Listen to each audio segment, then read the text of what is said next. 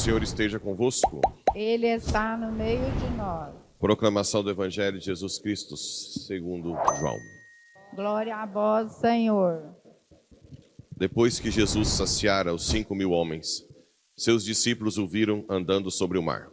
No dia seguinte, a multidão que tinha ficado do outro lado do mar constatou que havia só uma barca e que Jesus não tinha subido para ela com os seus discípulos, mas que eles tinham partido sozinhos.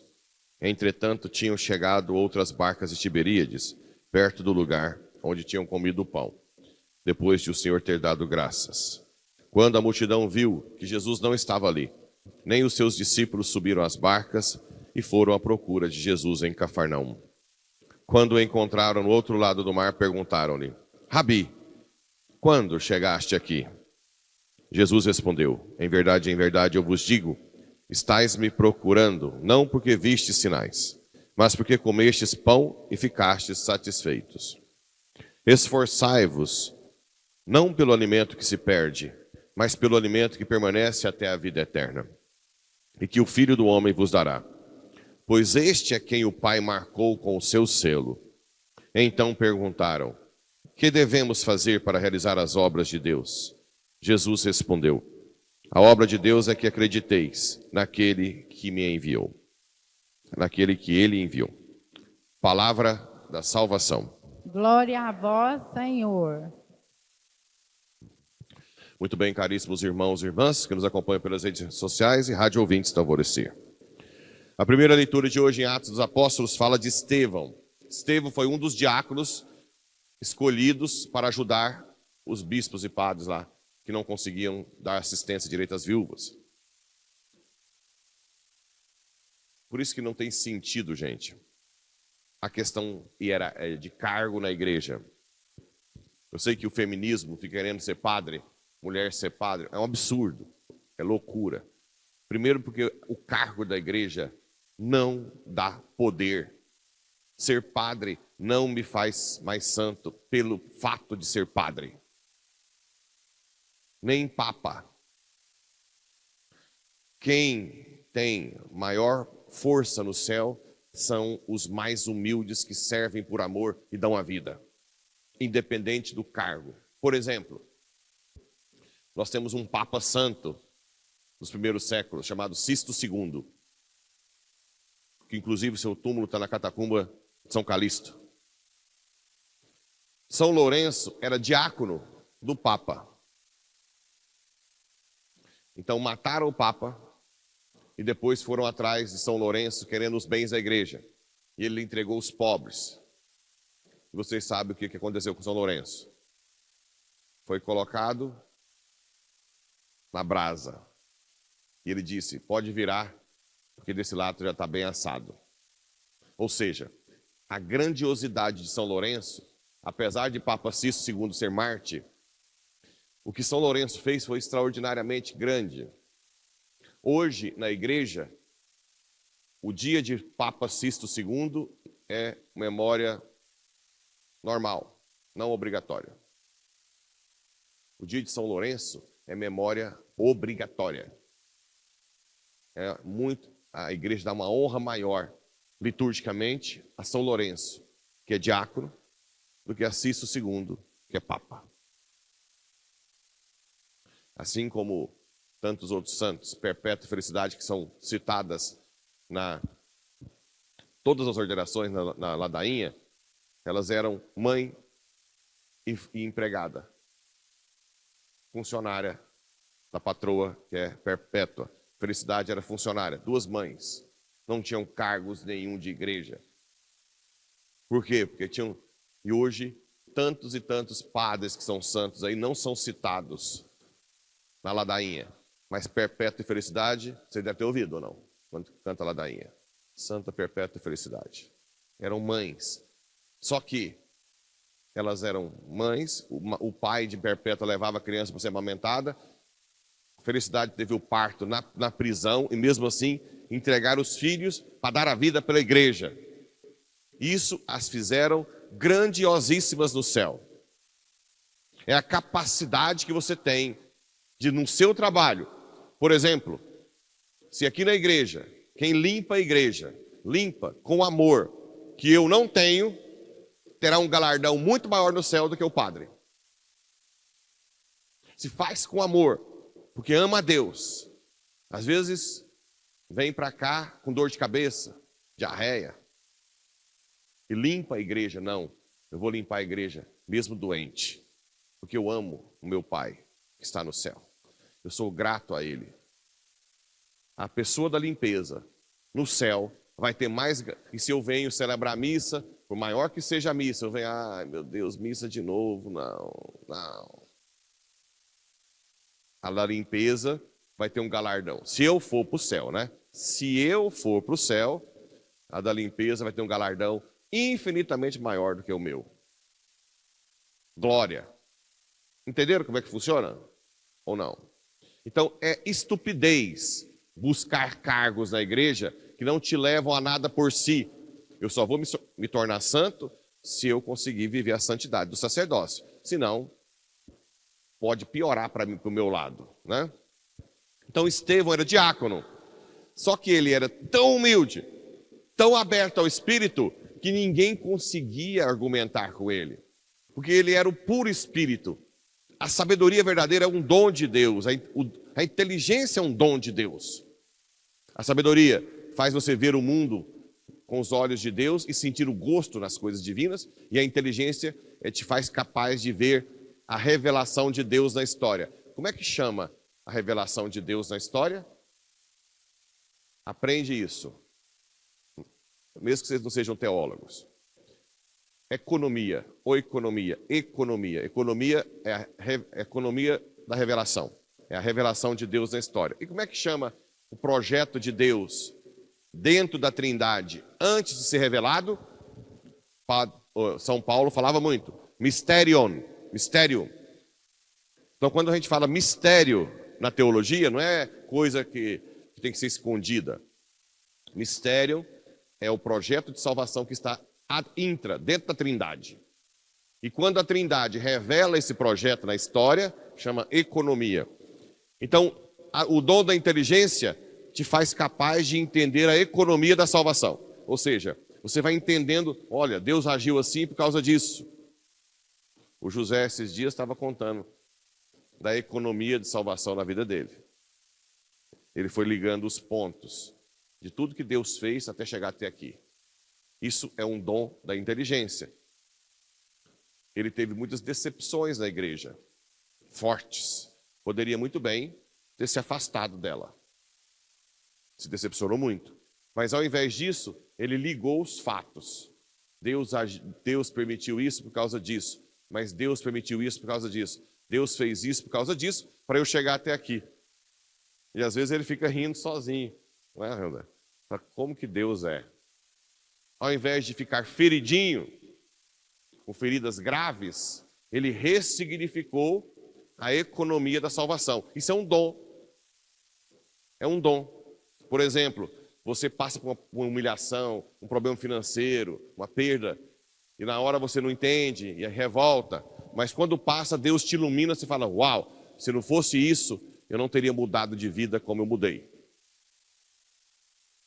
Mas alguns membros da sinagoga dos libertos, junto com sirinenses e alexandrinos, começaram a discutir com Estevão. Porém, não conseguiam resistir à sabedoria e ao espírito com que ele falava. Gente, aqui estavam os bambambam da sinagoga, os bispos discutindo com Estevão, mas não conseguiam porque ele estava cheio do Espírito Santo, porque Estevão era mais humilde, era mais aberto ao Espírito. O que muda é gente que reza e humilde, que se abre ao Espírito. Esse sim tem sabedoria. Como não conseguiam argumentar, começaram a fazer o quê? Caluniar, blasfemar. Você que segue a igreja direitinho, você vai sofrer calúnias na sua família, né? Você vai ficar sendo cutucado o tempo inteiro no seu trabalho.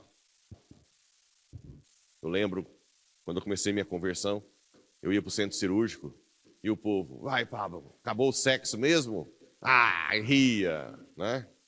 mas não tem mais nada. O tempo inteiro, enchendo o saco. Até que um dia eu dei uma danada com eles, melhorou um pouco. Todo mundo. Mas quando você suporta e vai, Deus vai te dando algo interiormente que não tem preço, que eu não sei nem o nome. Essa força, essa ligação com o céu, né? Se você for fiel mesmo nas provações, né? Assim como José, ao invés de ficar aí. Aliás, ele ficou uns meses afastado da igreja. Foi meses e semanas. Teve um pouquinho de pitizinho no meio. Mas é normal, né? Às vezes a gente acha, por exemplo, que Santa Rita, quando ela perdeu os 2 filhos, o povo acha assim, que ela é tão santa, que ela falou assim, ai que bom, o senhor me ouviu, levou meus filhos. Foi assim que aconteceu? Ela descabelou, foi gritando, dormiu no mato. Sabe o que fez ela voltar para a igreja? A voz da mãe dela. Vinha a mãe dela na mente dela dizendo, nunca afaste da igreja, nunca culpe a Deus de nada, ame a igreja. A mãe dela. Por isso que eu falo que os pais têm grande papel na formação dos filhos desde a infância. Mas Santa Rita, mas ela pediu para levar os filhos. Gente, uma coisa é uma coisa, quando você não está na cruz. Outra coisa é quando você está na cruz. Viu? É muito diferente. Sai tudo quanto é ruindade de dentro, né? Este homem não cessa, olha, mentira, calúnia, difamação. Até que depois vocês sabem o que virou com Estevão, né? Santo Estevão. Como Santo Estevão foi tão humilde diante da graça e aceitou ser apedrejado e ainda perdoou todo mundo, Pai, não olhe os pecados deles na hora da morte. A festa de Santo Estevão é um dia depois do Natal. É o proto-mártir da igreja, o primeiro mártir da igreja. E a igreja celebra todo dia 26 de dezembro. Começa com o Natal. A criancinha bonitinha que nasceu para nos salvar. Mas essa criancinha exige algo de nós. Qual? Aí vem Santo Estevão, a morte pela vida. Dar a vida por Jesus, né? Olha que bonita a igreja. A igreja eleva Estevão, que era diácono. Não era bispo, não era papa, nada. Diácono. Então, cuidado. Satanás coloca de que cargos na igreja fazem ser mais ou menos. Pelo contrário, você tem que ser humilde, pequeno. Depois no evangelho, Jesus tinha saciado, multiplicado os pães, e depois ele caminhou sobre as águas. Lembra do que eu falei do evangelho de São João, que é muito teológico. Ele multiplica os pães, cria tudo do nada, ex nihilo. Caminha sobre as águas. As leis da natureza estão submissas a ele. E depois os apóstolos tentam puxar Jesus e ele chega primeiro na margem. O tempo está submisso a Deus. Então Jesus, que tem capacidade de criar tudo do nada, que as leis da natureza estão submissas a ele, e até o tempo é capaz de transformar a substância do pão na sua própria substância e manter os acidentes, né? Então essa é a chave. Aí o que acontece? A fofoquinha. Quem que te trouxe aqui, Jesus? O povo procurando Jesus. Com que barco que você veio? Com certeza já estava falando. Jesus caminhou nas águas. Aí vem a fofoquinha. Aí já vai aumentando, não vai? Aqui em Bom Jesus não tem isso não, né? Aqui vocês não sabem muito bem como é que funciona a fofoquinha. Mas numa cidade que tem fofoca, um conta para o outro conta para o outro. Daqui a pouco Jesus já está, não sei, na lua, vai aumentando, né? E Jesus, vendo que o povo estava só procurando prodígios e comida, o que ele fala? Rabi, como? Quando chegaste aqui? Jesus respondeu, em verdade, eu vos digo, estais me procurando, não porque vistes sinais, mas porque comestes pão e ficastes satisfeitos. Né? tinha acabado de multiplicar os pães. Esforçai-vos, não pelo alimento que se perde, mas pelo alimento que permanece até a vida eterna, e que o Filho do Homem vos dará. Esforçai-vos pela missa. Esforçai-vos. Ontem nós falamos dos discípulos de Emaús que viveram a missa.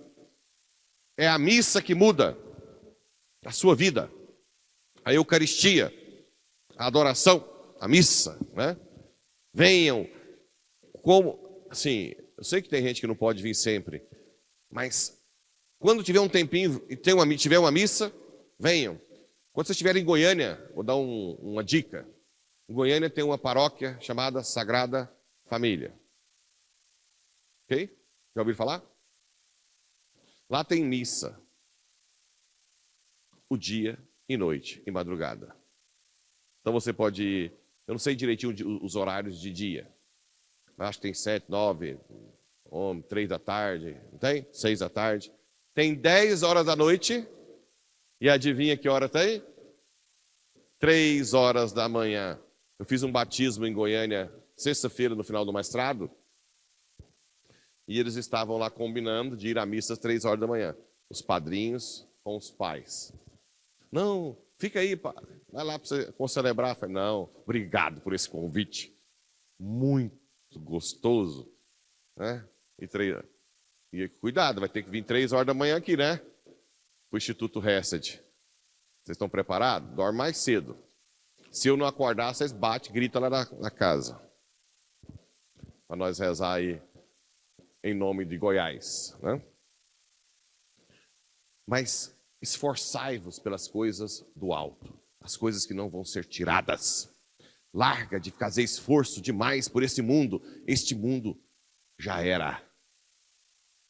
Este mundo já era. Ai, padre, eu estou falando para vocês com toda a autoridade do mundo. Já era. Nós estamos caminhando, afunilando para momentos dolorosos na história da humanidade. Quem não tem Deus não aguenta e vai se vender para o sistema. Quem tem Deus vai suportar, vai dar a vida, como deram os primeiros cristãos nos primeiros séculos, né? Mas se você não está rezando o rosário, não está lendo a Bíblia, não está vindo à Santa Missa, você não vai ter força para isso. Você vai se render ao sistema e vai perder você e sua família.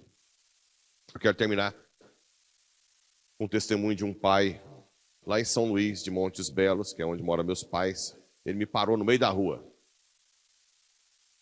Não vou falar o nome dele, não. Aí ele me parou e disse assim, estou muito preocupado com meus filhos.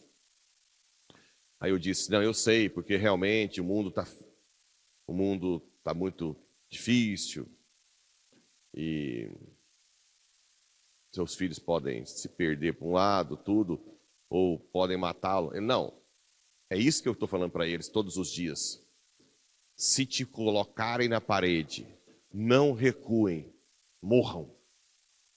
Eu morro de medo deles recuarem da fé quando forem colocados na parede.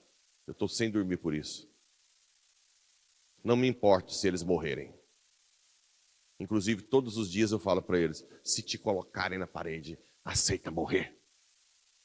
Isso é um pai de família, instigando os filhos a não recuarem na fé quando forem colocados na parede. Eu fiquei babando. São essas coisas que me dão ânimo para continuar. Quando você menos espera, um monte de gente que não está nem aí para a fé, um pai que ensina os filhos a morrerem pela fé e a não recuarem. Isso dá ânimo na gente. Que Nossa Senhora faça que tenham muitos pais assim e que os filhos ouçam, não recuem na fé, deem a vida se for necessário. Assim seja. Amém.